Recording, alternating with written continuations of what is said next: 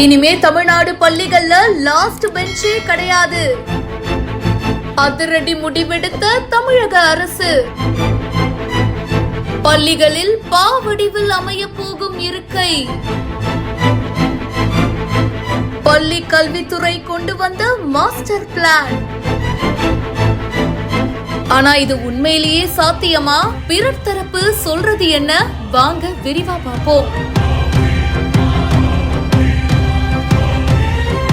School life பத்தி நினைச்சாலே first bench, last bench, அப்புறம் இந்த மிடில் பெஞ்ச் அப்படின்னு சொல்லி நம்ம யோசிக்க ஆரம்பிச்சிருப்போம். நம்மள பல பேருமே ஃபர்ஸ்ட் பெஞ்ச் ஸ்டூடெண்டா, லாஸ்ட் பெஞ்ச் ஸ்டூடெண்டா, இல்லனா யாருமே கவனிக்காத அந்த மிடில் பெஞ்ச் ஸ்டூடெண்ட்ஸா கூட இருந்திருப்போம். இனிமே ஸ்கூல்ல லாஸ்ட் பெஞ்சே கிடையாது அப்படின்னு இப்ப தமிழ்நாடு பள்ளி கல்வித்துறை சொல்லியிருக்காங்க. பள்ளிகள்ல பா வடிவுல இருக்கைகள் அமைச்சு மாணவர்கள் அமர வைக்கப்பட வேண்டும் அப்படின்னு தமிழ்நாடு பள்ளி கல்வித்துறை இப்ப சொல்லியிருக்காங்க.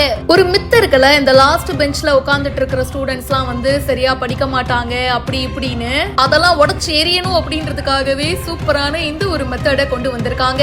இத பத்தி ஒரு சாரர் சொல்லும் போது, தமிழ்நாடு அரசு பள்ளிகள்ல ஒரு அறையுடைய அளவு பாத்தீங்கன்னா அதிகபட்சமா 30 மாணவர்களை பா வடிவுல அமர வைக்கும் அளவுக்கு மட்டும் தான் இருக்கு. நிறைய ஸ்கூல்ல ஒரு வகுப்புல 50 மாணவர்களுக்கு மேலாக கூட இருக்காங்க. அப்படி இருக்கும்போது அவங்களை எப்படிங்க அந்த பா வடிவுல வந்து உட்கார வைக்கிறது?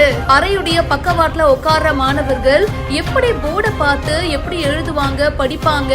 கழுத்தை வந்து 180 டிகிரி கோணத்துல திருப்பணும். சோ நாளடைவுல அவங்களுக்கு வந்து கழுத்து வலியும் முதுகு வலியும் வராதா அப்படின்ற மாதிரியும் நிறைய பேரு கேள்வி எழுப்புறாங்க. லெசன்ஸ் நடத்தும் போதே ஆசிரியருக்கும் ஸ்டூடெண்ட்டுக்கும் அந்த ஐ கான்டாக்ட் இருக்கும் இல்லையா, அதுவுமே ரொம்ப முக்கியம்தான்.